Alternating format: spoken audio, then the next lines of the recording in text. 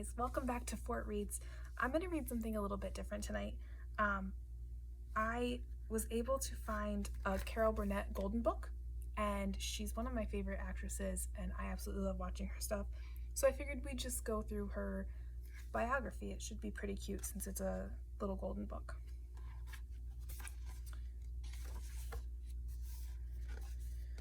Carol Crichton Burnett was born in San Antonio, Texas on April 26, 1933. Her parents, Joseph and Ina Louise, loved her very much, but they decided it would be best for her to be raised by her grandmother. Carol called her Nanny.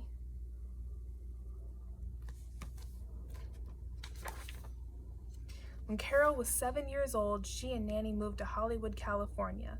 Lots of wealthy movie stars lived and worked in Hollywood.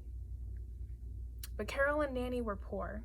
They lived in a tiny one-room apartment with a Murphy bed, a bed that's pulled down from the wall at night and lifted up and hidden during the day. Nanny slept on the bed, and Carol slept on the couch.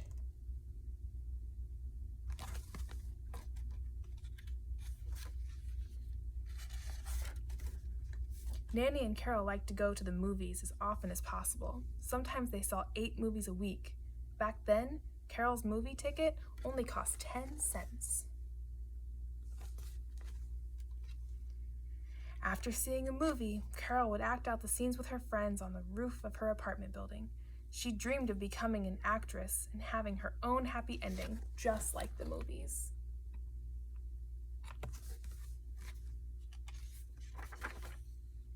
After high school, Carol studied theater arts at the University of California in Los Angeles, where she performed in many shows. She loved being in front of an audience, and more than anything, Carol wanted to be in a Broadway musical. A stranger who had seen Carol perform helped her get closer to that dream. He gave her $1,000 to move to New York, but she had to promise to pay him back in 5 years, to help others if she became successful, and to never tell anyone his name. Carol agreed.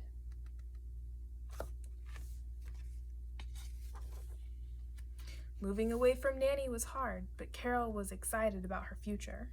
In New York City, she lived in a room with 4 other women who also hoped to get into show business. When she wasn't going on auditions, Carol worked as a hat check girl in a restaurant. Carol earned a quarter whenever a customer left their hat or shopping bags with them before sitting down to eat.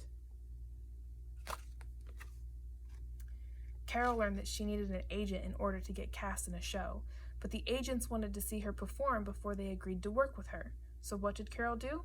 She wrote her own show with her roommates and invited all the agents to come see them. It worked. Carol got an agent.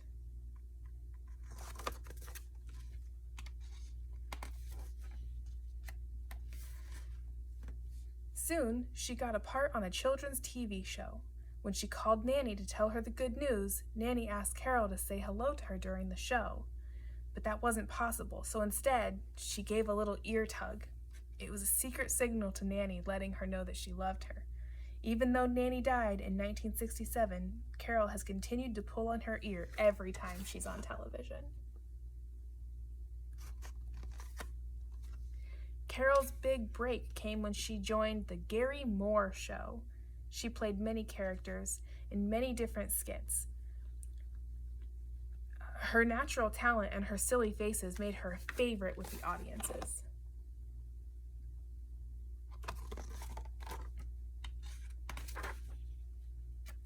At the same time, Carol was cast as the lead in a Broadway musical.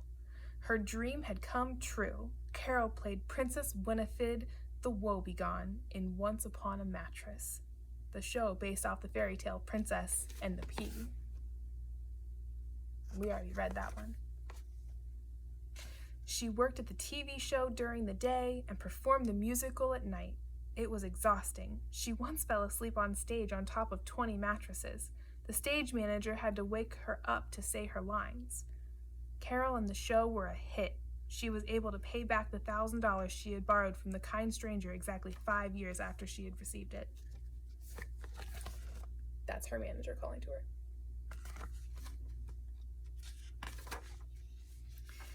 In 1963, Carol and her husband, Joe Hamilton, welcomed a baby daughter that they named Carrie. Oh, man.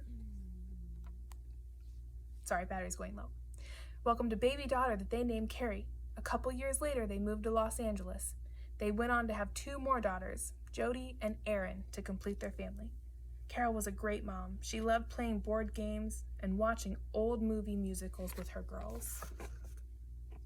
They're playing all the games. When Carol was offered the chance to star in her own TV series, she chose to do a variety show. After all, it was what she knew and liked best. But no woman had ever hosted a show. Would anyone watch it? You bet they would. The Carol Burnett Show began airing in 1967. It ran for 11 seasons and won 25 Emmy Awards. Every show began with Carol asking questions from the audience. Actors on other shows talked with their audiences too, but Carol was the first to tape these chats and show them on TV. They helped her fans feel as if they really knew her, and Carol loved how the surprising questions could be. Once, a woman asked Carol where the bathroom was.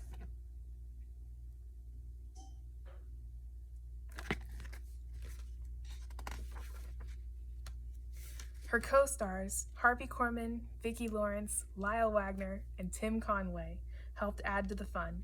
Sometimes they surprised one another by improvising, making up lines instead of following the script. Many of the show's funniest moments came when Carol and others couldn't stop laughing in the middle of the scene.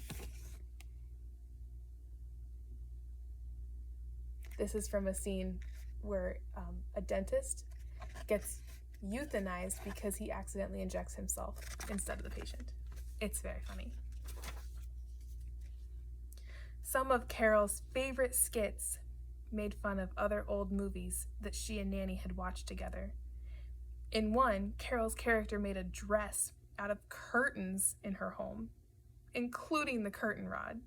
This costume is so famous, it's now part of the National Museum of American History in Washington, D.C. That was a spoof of Gone with the Wind. In 2005, President George W. Bush presented Carol with the Presidential Medal of Freedom. In 2019, she received a special Golden Globe named for her, the Carol Burnett Award. Every year since, this award has been given to someone who has done remarkable work in television, just like Carol. Carol has spent her career playing hundreds of different characters, but she has also shared her true self with her audiences. And as she promised the stranger who'd believed in her so many years ago, she has helped many people with her generosity and support. Each episode of The Carol Burnett Show ended with her singing, "I'm so glad we had this time together," and Carol's fans feel the very same way. Thanks for reading that with me, guys. I enjoyed that immensely. Have a good night.